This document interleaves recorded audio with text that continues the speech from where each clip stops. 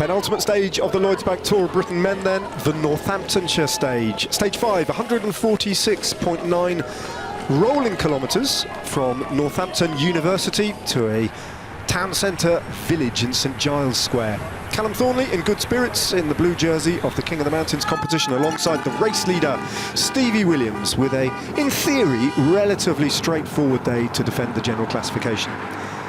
A lot of teams though willing to try and disrupt things, and one of the first attackers was Rasmus Pedersen. The Danish national champion representing the colours of Decathlon AG2R La Mondiale was joined by Connor Swift and Matt Holmes of the Great Britain team, and Remco Evenepoel early on, briefly threatening to get away and across to the front of the race and join in the fun, before Jake Stewart's presence there made him think twice. Israel Premier Tech very vigilant as the race then did begin to calm down, and those three riders built up an advantage. On to the first climb of the day, Newnham Hill, and over the top of the short, sharp climb with a building lead. That was the first of two categorised climbs of the day, the second one being Bulls Hill, as another little counter-attack tried to go clear, but that didn't last long. On to Bulls Hill then, the three riders still had a gap over everybody else in the race, and Julien Alaphilippe launched to try and get across a 30-second gap. Even Alaphilippe couldn't do that though, and that was the last we saw of Julien Alaphilippe off the fronts, as Matt Holmes led the trio of riders over the top of Bulls Hill. Alaphilippe had to relent eventually and was swept up by a peloton that hadn't yet quite calmed down, as Josh Goliker of Groupama FDJ's development squad went off the front and tried to replicate Alaphilippe. Unlike Alaphilippe, the young British rider spent the best part of 20-25 kilometres trying to get across a gap which the peloton had allowed to grow to over 2.5 minutes, with Soudal Quickstep now controlling things behind. Connor Swift then marshalling the tactics and strategising with these three riders, instructing them to ease off and hold something for the finale. And Josh Goliker, having battled hard to get across, gave up eventually on an impossible task. Three riders against one, it was always going to be difficult for the young Briton. And so in the middle phase of the race, things stabilised a little.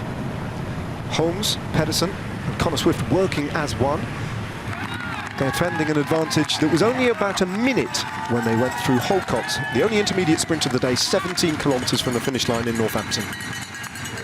Then Remco Evenepoel, in a series of turns, made a big difference. Every time he got on the front, he took another 10 seconds out of their lead and whittled it down to no more than around 30 seconds.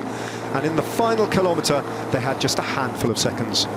Uno X then, from a reduced group that had been cut in half by a crash on the run into Northampton, were right on them, and as they took the final turn for the final few hundred metres, they were swept up. Connor Swift, Rasmus Pedersen and Matt Holmes had run it very close, but all the main principal sprinters were there. Jake Stewart then looking round to set things up for Ethan Vernon, and Israel Premier Tech got on terms, sweeping past Jonas Abrahamsen from Uno X. Coming towards the last 300 metres then, Jake Stewart still on the front, and Ethan Vernon on the wheel of Paul Magnier in the red jersey, with Rasmus Pedersen unbelievably from the original breakaway on the wheel of Vernon and Magnier. Govakar also in the mix, as was Erland Blikra, but Paul Magnier in pole position in the last 100 metres and powering his way to the line and taking another comfortable victory, this time ahead of Erland Blikra and Ethan Vernon. So a third win for Paul Magnier in such dominant form, extending his lead in the points classification as he did so, winning in Northampton. The margin of victory in the end, more than a bike length.